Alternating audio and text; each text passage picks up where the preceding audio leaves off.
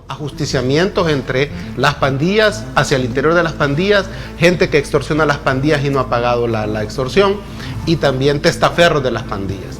Lo otro es sobre presionar al gobierno para renegociar lo acordado, es, presionar para ampliar, lo que se había prometido, exigir pagos atrasados incluso, ¿no? Hay una tercera variante también que se dio, y esto se da, digamos, en la época de la tregua de Mauricio Funes, es que al parecer el gobierno le entregaba dinero a los jefes pandilleros, pero este dinero no bajaba a las bases de la pandilla. Entonces hubo una especie de sublevación al interior de las pandillas contra los jefes porque no estaban repartiendo el dinero, y esto disparó, digamos, los homicidios en un momento determinado. Esto obviamente se suma al hecho de que la cuarta, digamos, tesis es sobre el hecho de que la tregua se haya roto, si es que existe una tregua.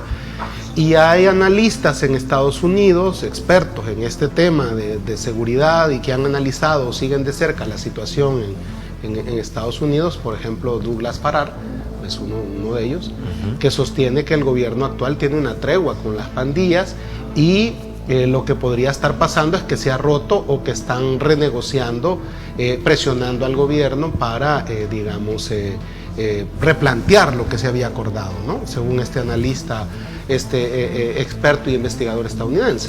Ahora bien, el gobierno lanza la tesis de que hay grupos, desde la oposición, que podrían estar presionando esta alza para, obviamente, desprestigiar al gobierno y su plan control territorial.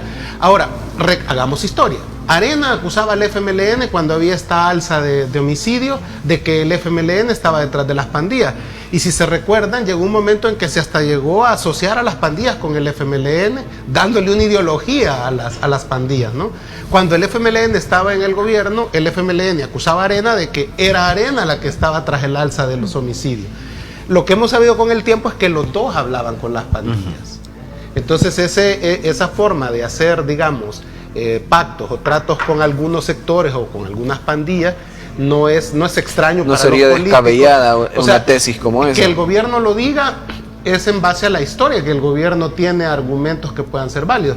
Ahora, surge después de eso lo de abrir las válvulas. Esa es la última versión que ha aparecido, sobre que esta política de ajusticiamiento que se les ha dado el aval, ¿verdad?, a las pandillas para esto. Ahora, ¿qué significa todo esto? Quiera sí o no, el más golpeado es el gobierno, porque tal como lo decía Ronald, y la población.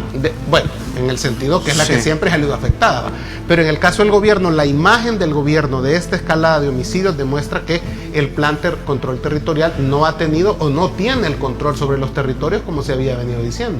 Por lo tanto, quizás el más interesado en que esto se aclare, si es que hay fuerzas oscuras detrás, como el mismo presidente Bukele lo ha dicho, teniendo el OIE, la policía, la fiscalía, deberían de presentar a estos grupos de interés que están detrás de esta alzada de homicidios y procesarlos, porque solo decirlo y no proceder a investigarlo es caer en el mismo juego que antes tenía Arena y el FMLN, que se culpaban de que el uno y el otro estaba detrás de las alzas de homicidios. Justamente hablando de